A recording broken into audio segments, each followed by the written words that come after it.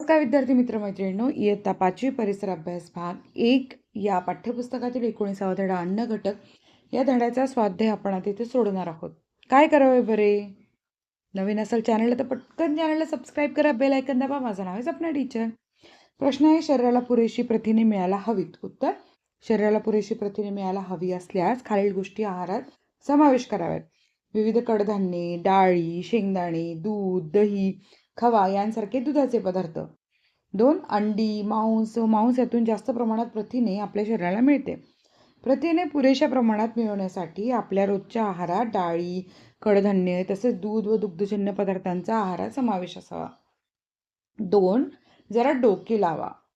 रोज दूध प्यायला का सांगतात? उत्तर: दुधामध्ये विविध प्रकारच्या शर्करा असतात, त्यांच्यापासून शरीराला ऊर्जा मिळते. दुधापासून मिळणारी साय, लोणी, तूप हे स्निग्ध पदार्थ दुधापासून मिळतात.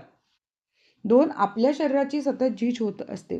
एखाद्या वेळेस शरीराला छोटी मोठी इजा होते, त्याची दुरुस्ती होण्यासाठी आवश्यक असणारी प्रथिने सुद्धा दुधातून मिळतात. दुधाने शरीराची वाढ व विकास चांगल्या प्रकारे होतो, म्हणून रोज दूध प्यायला सांगतात. प्रश्न क्रमांक 3. खालील प्रत्येक अन्न घटकाचे 2 स्रोत सांगा. खनिजे, प्रथिने, पिष्टमय पदार्थ. उत्तर: खनिजे: विविध फळे, पालेभाज्या, मोड आलेली कडधान्य. प्रथिने: मांस, अंडी, दूध आणि मासे. पिष्टमय पदार्थ: बटाटा, धान्याची पिठे, साबुदाणा, गहू आणि तांदूळ. प्रश्न क्रमांक 4. रिकाम्या जागी योग्य शब्द भरा. जीवनसत्वांमुळे आपल्या शरीराला रोगांचा प्रतिकार करण्याची शक्ती मिळते. कॅल्शियममुळे आपली हाडे मजबूत होतात. गोड लागणाऱ्या अन्नपदार्थांमध्ये विविध प्रकारच्या शर्करा असतात. सर्व अन्न घटकांचा योग्य त्या प्रमाणात पुरवठा करणाऱ्या आहाराला संतुलित आहार म्हणतात. प्रश्न 5. प्रश्नांची उत्तरे लिहा. पिष्टमय पदार्थाच्या पचनातून मिळालेल्या शर्करेचा शरीराला काय उपयोग होतो? उत्तर: पिष्टमय पदार्थाच्या पचनातून मिळालेल्या शर्करेमुळे शरीराला ऊर्जा मिळते. ही ऊर्जा शरीराच्या विविध कामांसाठी उपयोगी पडते. याशिवाय शरीर योग्य तेवढे गरम राहण्यासाठी या ऊर्जेचा उपयोग होतो. प्रश्न: तंतुमय पदार्थांचे स्रोत कोणते?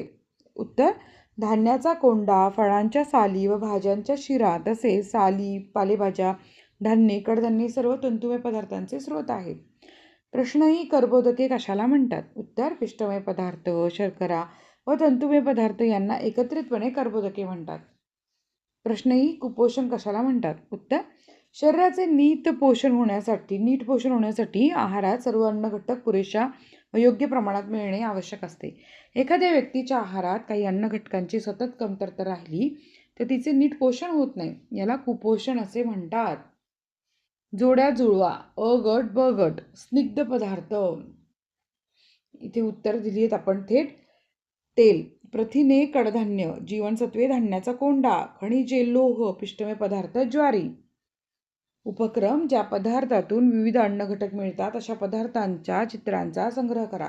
अंगणवाडीत दिल्या जाणाऱ्या पूरक आहाराबाबत माहिती मिळवा. ती वर्गात सांगा. हा स्वाध्याय कसा वाटला ते कमेंट्समध्ये कळवा. व्हिडिओ आवडला तर लाईक करा आणि चॅनलला सबस्क्राईब करा.